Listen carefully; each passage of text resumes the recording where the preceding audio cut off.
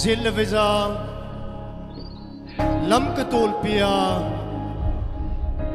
ham le pau u le nau ka ngai lun hung kal sung zo si na bon chau he pathenin ki khel na dingin namang chatau hen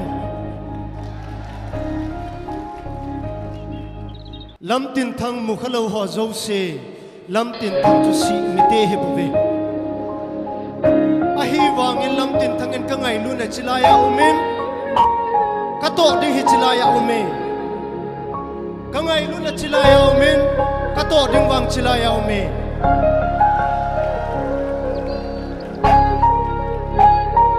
in sunga pasal li ka hi vin numay ni ahin kay sanglum pen anak hipu pen aneo pen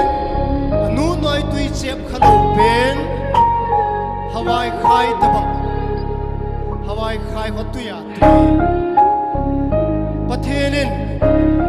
I macha hello in sunga aneo pen kum sang khadas ko som gel la sagia kapa nei dala nung sanga kanu le kanu mei thai le ka u te hon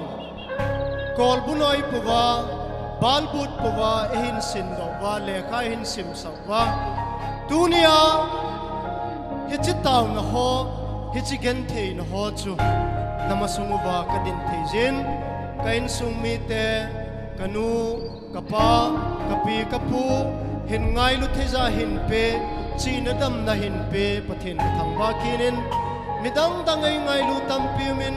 ay lung se tampiumin ay taupi tampiumin hizong le tunia kain sung mi thakhela kahin din do sa nom khatlani umin kan kilhon pi ulen au hon jong gel sil lo ding kata sanin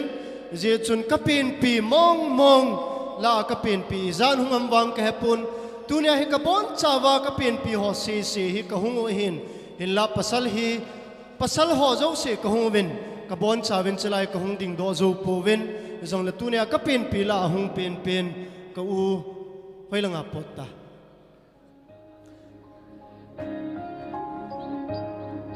ama hung tahi zong le ka pen pi ka u pa loinu hung din pi la ki pa min te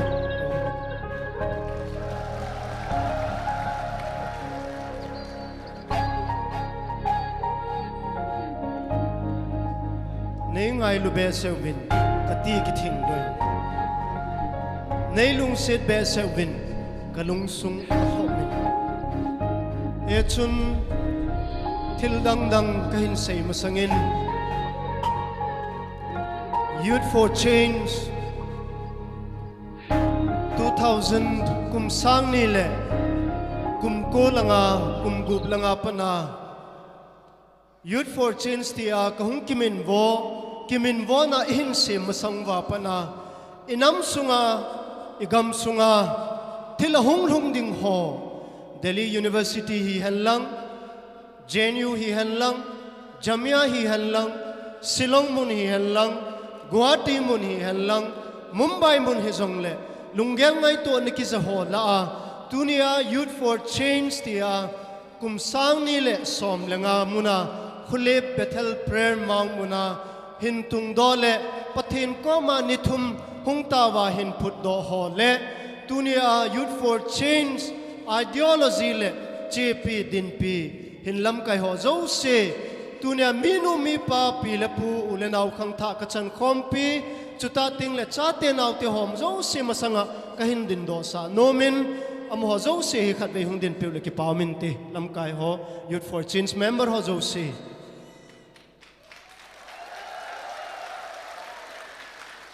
ke pa me tau tau te abanin sai tua hin Youth for Change ho in ki khel na hi po do ding ti hi lunggel hung hin mun tin zo sia chu ki bol thailo ki tong do thailo ki sado thailo hi je in sai tua hin pathin ko ma tau pumin ki khel na wang hi sai tua hi ipat diu hi ti hi jin ka hung ki panun ihin panun hito kilhon chun vision sai tu tin hum ki sim kinin e chun tunin jong lam katol pia ulenau pilapu nulepa khangtha ka chan kompi ho zo sin youth for change ki thopi dingle hinto sot dinga jong sai tu akona vision sai tu tin nato khangtha ho ka hin sim kinun free and fair election na dingin motor rally ki bolin pathin koma pathin la cho ho to zaw nein mai cham ki semin fasting and ngol taw na ki mangin chuta tingle pathin la cho ho zo sin igam sunguwa ki khel na dinga mipi thanei na mipi na ki khel akil hending mipi lam kai ding chu mipi na kil hending hiti lunggel ngai tu na pathin la cho ha kun in jong ni ki gongin hi cho ho zo sia hin mo po naw te ho phebe pi jong ka hin kil hon pi in ama ho zo si jong vision side tu ama ho lam kai hen lang member ho zo si jong le lung se tai hung din do pi ki dingovin ka hin ti mi ne hi vision side to hung ding do vo hung ding ta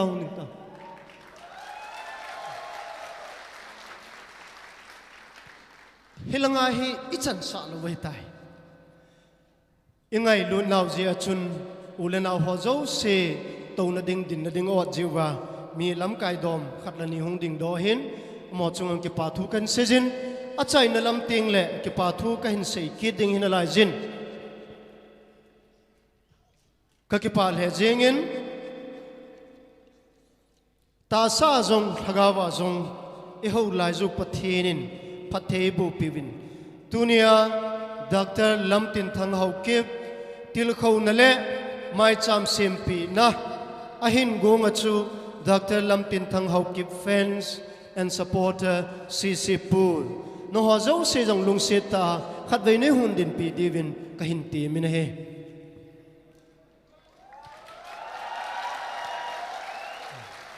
ke paum le jenge to pi kitawin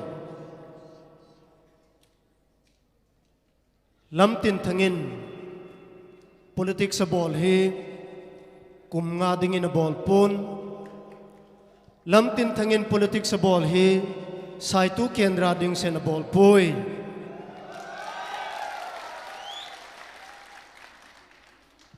youth for change in a kidoi chu inam sunga ki khel ding i data ziun mi veton the hi angai je tunin youth for change hole Lamtinthang sangin inam sunguwa aching a them adim sen inomin krol pati tampi yomin neilago tampi pi neyomin inam sungu igam sunguwa iboi na hozo seu tampi heso kezin ke sanga he vangil zola he change inam sunguwa umin iboi no hozo siu jong iti su hak damti ibon cheke yovin heovin koi ma ki pando ngap champui ipizin azi het su ke zu hi hizi chun mei thai nuin ahin sin do tuni chan ge ya jong in chen ding ki sim do lo pain pilepu nulepa ngai luna pathin koma hin taw naw chu tunia namasangwa hongding do pa hin kum tampi le kha thim zil na hin nei za ko na he ahin sim do ho hi thil se sim do pun ahin sim do ho hi minu mi pa noi si na ding sim do pun ahin sim do ho hi pilepu noi si na ding sim do pun ahin sim do ho hi gam la go zu mang na ding sim do pun ahin sim do ho hi inam sungwa nam na tong ho sei se na ding le noi si na ding sim do pun ahin sim do ho hi nam sunga ho sapi pu ho noi si na ding in sim do pun ahin sim do ho hi khununga hung khang lin ding ho ama khodiu suno pha ding in le kha hin sim pun tunia Lamtinthang in hin sim do hi khununga inam sungule igam sungule tunia itui cha teu igen the pi holding makhoding bo asim do hi ti ka sei do no min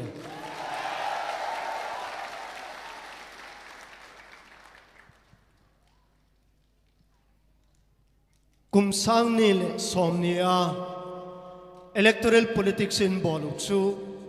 nam ngai lut ki pan hi pon Pathianin sem thu lo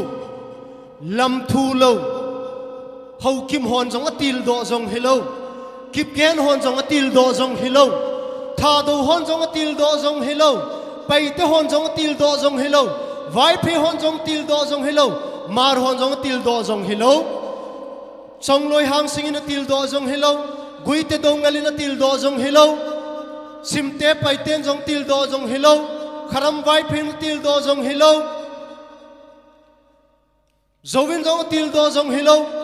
Pathianin ngai lun nahi chilai sung le chilaya hen na pija politics in bolo he bovine koi ma chatil do hi lo hi koi ma chani til do pove Pathianin nam ngai lun na gam ngai lun e pe pau chun e til do wa nam na tong tin gam sunga mi pi hoding in na tong ti ti wi ye chun koi ma chatil do he pove zu khat na kan sei hin tin lam katul pi o mahin muntin gam tinaw mahin ulenaw nei ngai lun ho zo siu ka he so ke jin ka za so ke tan tunin kamit chang ten kamu in ahin la ka sei nom chu sai tu a kum sang ni le som ni hi helang by electiona tu kum sang ni le som ni le ni a general electiona ilo sam naw hi sai tu assembly constituency sunga mipi hozi hi poi ti ka sei no min hi tunia mi sang sagi thing sat mi sang sagi ngai lut sang sagi wal ngai lut I chanu hi sang sagi wal se hi poi so piu le naw sang sagi wal se hi poi sai tu assembly constituency sunga hi mi sang som li le sang thum to zasagi le khat umahin sang som li le sang thumin ei ngai lu du hi sang sagi wal se hi poi sang sagi wal se hi poi sang som li le sang thumin ei ngai lu du hin kum som thum wal kum som li wal politics kiti in bol lo ji wa ku sang som li le sang thumin wo la la thei lo hi kum som thum wal inam sungwa politics piham nam ngai lu ri piham kam ngai lu ri piham ti in ki hil lo jiwa tunia hi sang sagi ne het jai tunia hi na la wa ka din the kum som thum wal him la thal phung le chang sum le pai za chu kam ngai lu ri piham ti in ki hil lo jiwa tunia hi sang sagi ne het jai tunia hi na la wa ka din the kum som thum wal him la thal phung le chang sum le pai za chu I hung ki vai hom mi pi thel hang ding I hung ki hen dan ovin se ovin hi chi ho zo se chu a hung lung ding kum ki na hi hi chi ho zo se thanai thunai na chu ikil hen ki ruwa inam lam kai ding mi pi lam kai ding ikil hen ki ru le tunia ila wa hung zao khang tha kum som thum noi lam ho hi ipidi chu isei pi diu tam hoi lang ivet sa diu tam tunia lekhai sim sau pathin ko ma I tawu ka tu ka cha te hi ka thala sam nung ting le ka in sunga dingin ISIP sung hian lang khusung hin ngai lu hen lang gam sung hin ngai lu hen lang mi pha hung hi hen lang mi chim hung hi hen lang nam sunga lam kai hung hi hen lang kadingu wa thil pha hin bol hen lang mi man luta hung hian iti wa hin tunia khang tha tam ta mi man luta inei ho chu pha di pe phei lo wai le tau jong tau da tau te le kha jong sim sa dau te ka ti hi minu mi po ki ge luvin icha teu min dinga jing ka nil ha I tau nau chung chuna ul salonga sumi holwa pai holwa sil cheni sin piwa nela chai su to piwa skuli kai sawa them jin le nei sawa lekha hin sim do wa ahin he do wa ahin jil do ho chu man cha ding hi ting le chapang kithimin kasim sa sa ket thei ta kasim do sa tuna ke nei hil ham ti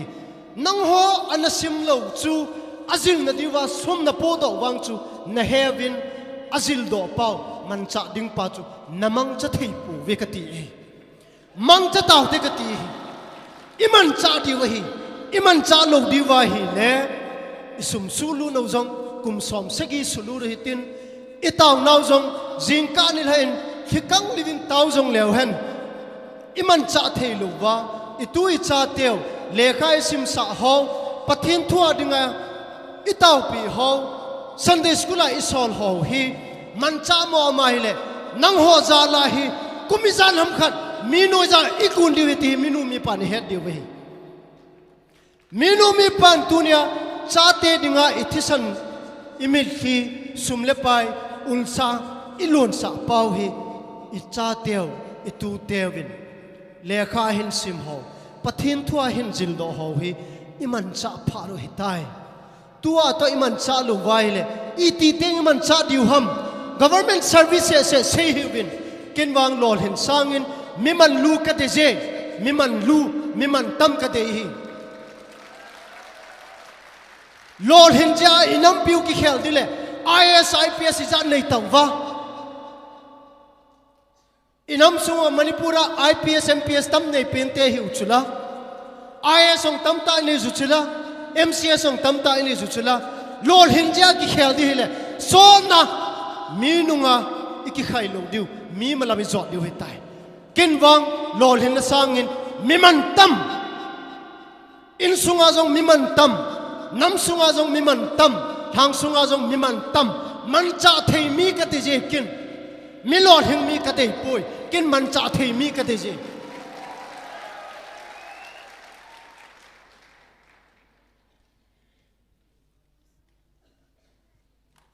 ka seitan kamit khi so jin kakap jin zoting le MLA ikai lung manawa kaman hi so nei ge lu nate ai nai sai pui kamit hi so hi sang sagin ei ngai lut alot hin lel ja mit hi so ka hi pui sai to assembly constituency apana MLA pa kakiti lo ja kamit hi so hi pui nu te pa te pi la pu khang tha ka san khom pi ho kaponat khadum hi kin lit na ding lal na dingin electoral politics ka bol poi kin inchen kisim na dingin politics ka bol poi ima khoding wa ka bol hi ima khoding wa inchen lo chen kisim na dingin ka bol poi lening ka ting laling ka ting hausa ho ki tu mo san ka ting inam sunga golang ho ki tu mo san ka ting hobong sung sukeng ka ting khusung sukeng ka ting igam sungwa thulo bautam san ka ting inam sungwa phungle chang paule hamin ki khanu ting hiu hiti tin politics ka bol poi kum som thum wal ima khudiu anaki mu sa lo pa chu khang tha hola hin hichima kho chu mu sa dingin minu me pa nei ki thu pi willang khang tha ka chan khom pi hon nei ki thu pi willang ima khuding hi sim phataw te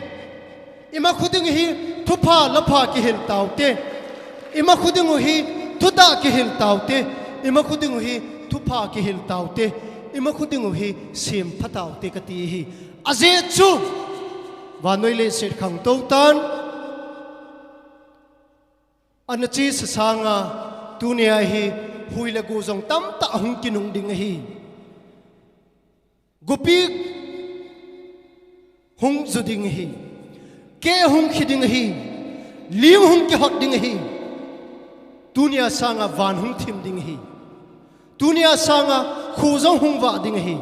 tunia sanga china thim na jong hung sang ding hi tunia sanga mihem lai tet gol se na jong hung sang ding hi hichi ho zo se chu ikimai tu thei na dingun tunia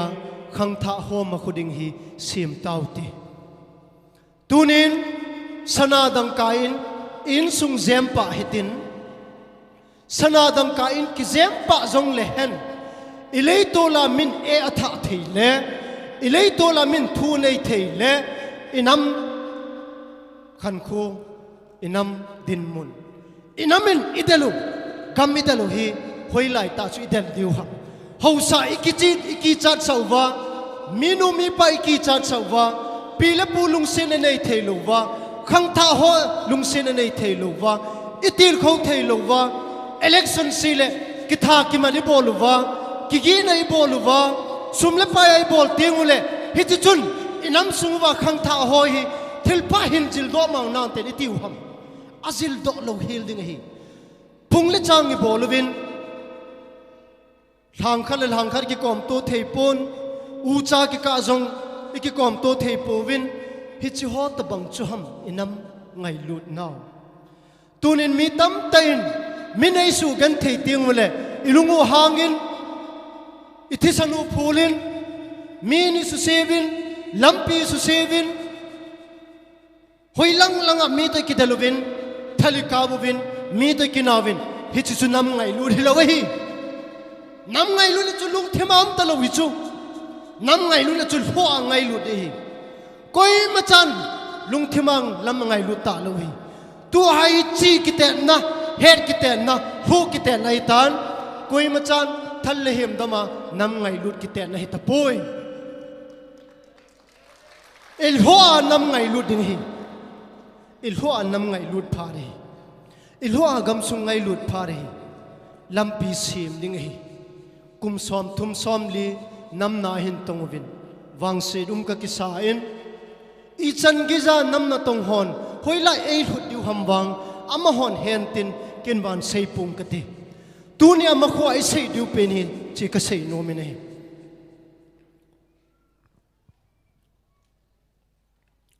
i chen now i gam sung hi ve leo hen lung se lum tai masanga chun minung idalu hin tu chan ge hin tunia to minu mi po khang tha ka chan khom pi ho minung idal pau hi imit ina akikiau luwa ilung ge luwa nam ngai lut pa hi lung thim ching tai bol luwai le sot ta lo ding hi min chut phai ni diu hi tunia minung idal thei ham hamo hin kum khat kum ni zo ting le mi chut phai hi diu hi koi ma chanung jong kidal zo ta lo ding hi hi je chun sung lang noi lang jong ti hiu win asa anoi lang jong ti hiu win phunglet chang jong sei ti hiu win anei ago win jong ki ve po te dola na cheng bi na cheng jong ki ve hiu win hausa ka hin khusung mi hitin jong ki ve hiu win nang ho phung neu nang ho phung len tiong ki ve po te kain ku te ho inamu khan khu hi gel diu hi chi gel lo diu pa he kapu na dei hi chi khang tha ho lung thim sunga thu bu sunga aki khum lu lo ding pa he kapu na ja election ka kai lo ja ka ji kamil hi long ji hi pun inam khan khu diu ima khungu wa tunia kum som tum som liwa politics in bolwa electoral politics in bolwa igen thei pe se jiwa development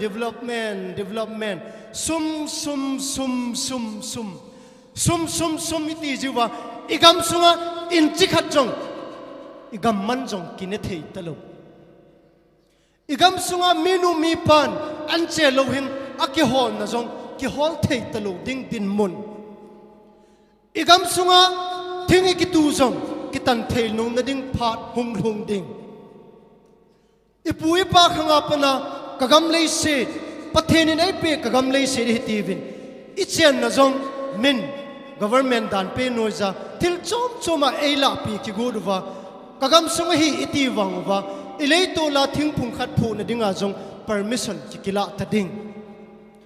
anche lo hing iki hol na jong anche lo hing gamsa ikam na jong ki kap thei ta lo ding din mun in chen jong in nom jong ki sa thei ta lo ding din mun pathen e hong na jong pathen phata cha e ho thei lo na ding din mun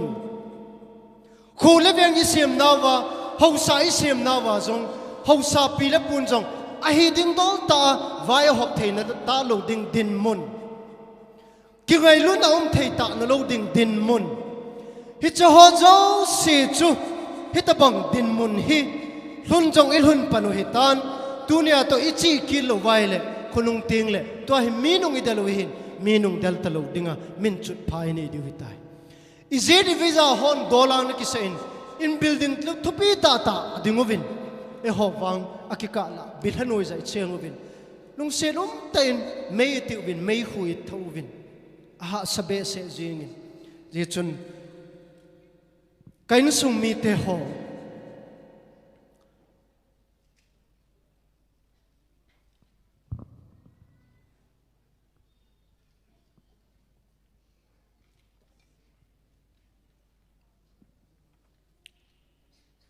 nam sunga adia khang tha ho ko ma ka sei nom achai na lamen nam sung ki khel sa taw ti ti win electoral politics ang chumin ko ju hitin tunia lo sap lol hin jong chumin ko ju hitin nam sunga ki khel sa ding tunia ithil bol hi tunia apeng hatila pana athikon ding te si chan giza i bol wa hi poi apeng lo lai ho chan gi dinga lunggel ine ngai ji i lo wa sen ngai ji je chun ka sei nom ping khar hin sein ka ting inam sungu ki khel sautin ima khuding hi bit sautin nu le pa tu ne ahung ki khom ho jong lung nom ten ki cholun tin lung nom ten lei sai la ki bu ju hitin khang tha ahin khel ding ho zo si jong lung nom ten igam sungu wa cheng hitin lung nom ten them jil na hol hitin ki pa ten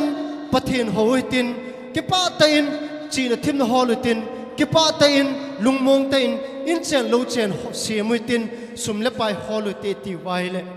ipan na thiu thil tampi min tampi la ni le thum ka sei no min khat na ka sei bang chun ke i ma cha ka hipon kum sang ni le som ni la nga in Delhi University no ya konin doctorate degree kahin kilain kahung kilen 2016 in kum sang ni le som le gumin Manipur government noiza na ka tongin 2000 kum sang ni le som ni in kadal ha in kum thum le hasagi government na to kabol jovin kadal ha in ipije akabol ham ipidoi la tuma kabol ham kahin sunga jong kathil bol ho hi kamu ding in jong kin kata san pun kin kale mu ding in jong thil ka bol poi kathi zo pathenin hin khu khat ei pi sunga hi thil pha boning kati hi je chun hi chi thil pha bon ni ding chun thil nimli constituency sunga ulenaw ko ma kahin sei pen chu thil liu mai ki khel na ta be po do thine de win thil liu mai khát na chu kita na ngày lut na ali chan na le achai na chu khunung ding mu saung na tunia saitu assembly constituency sunga election electoral politics sung ki boli hichi lia chu thilhung ki bol hin hichi li chu aga hung su te te de hi hi chun ka ngai lut so piulenaw te ho pile pu te ho nang ho zo si chung chu na khang tha ka chan khom pi ho inam sungwa ki khel na ding idei mong wa inam sungwa hin dunia kum som li noilam ho hi gen the hin tho te hiu hen phung le changa ki bung khen no ho hi da ta hen chung lang noilang ki khen no ho da ta hen iti wai le bang thil khanu me ngai lu na ta ne ngai jin tho ha ngai jin ki ngai dam na ngai jin achai na pen pena khulung chan ge ding imu lo wai le tunia ding an namu le wang chun na thu zo lo ding hi tunia ding namu le wang chun na ngai lu nai thasam ding hi tunia ding se nu moi le na kita na chu ni thum jong adai lo ding hi je chun ithil bol hi tunia ke ka hin sunga aga kamu dinga ka bol hi poi pathin pha sa le aga imu jong le aphai a hi wangin ingai lu nau pa ito nau pa ithil bol pau itu sei pau hi tunia ke ka hin sunga dinga ka bol hi poi tunia ke ka thi zo ting le thil pau lung hen te i bol hi achai na lam mong mongin politics ka bol he MLA kai na ding se hipoi kay sanga Lamtinthang sanga anay lo pen pa avai cha pen pa hel na zong hasam pen pa ta sa zong kui makizo lo pen pa ama sanga kunung ting le inam sungu igam sung wading hin mu be che hin ngai lu be che hin ta san thei be che kununga dinga lam kai pha am dingai hele a hin to son thei ding kunung ting le gam sung Lamtinthang sanga a hin ngai lu ding au mai hele hin sim thei ding kunung ting le Lamtinthang alha sam nung ting le ama sanga china them na hin nei be che ding ama sanga pathen hin hebe che ding ama sanga apila pu hin za thei ding ama sanga anu apa hin za be se cha thei ding ama sanga khangdong ho ma khuding hin gel thei ding ama sanga thupa lapa hin sei be thei che ding ama sanga ahong lung dinga ahin gel be thei che ding au mai hele hi choyo siang chu Lamtinthang in asim no ma hi Lamtinthang hi MLA ding se sa electoral politics ai bol hi poi tiang chu ka hin phon do no mine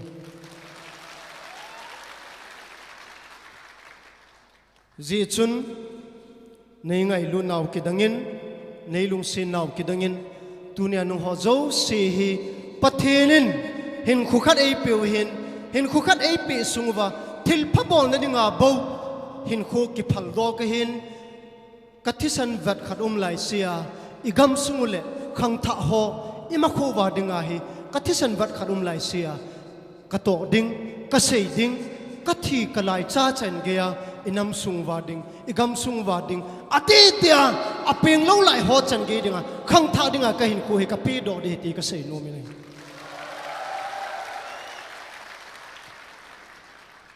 hichi ka pe do ding chu ke ya ki khel na dum poi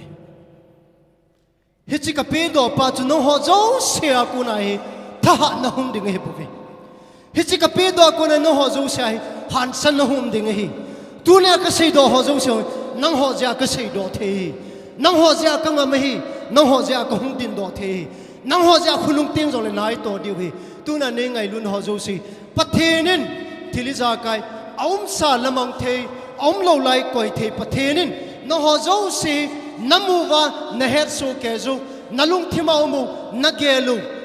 na sei do the lo ho zo si tunia pathenin na het pe wahi e het pe wahi tunia hung ki khom ho zo si zalin pathenin igam sunguwa ki ngai lun na ki lung sen na ki ngai dam na thakhat na ki pum khat na malama imakho diu igam sungu inam sungwa dingin pathe bo pi taw hen ka ki pa elam ka ho jong sin pathen na bo taw hen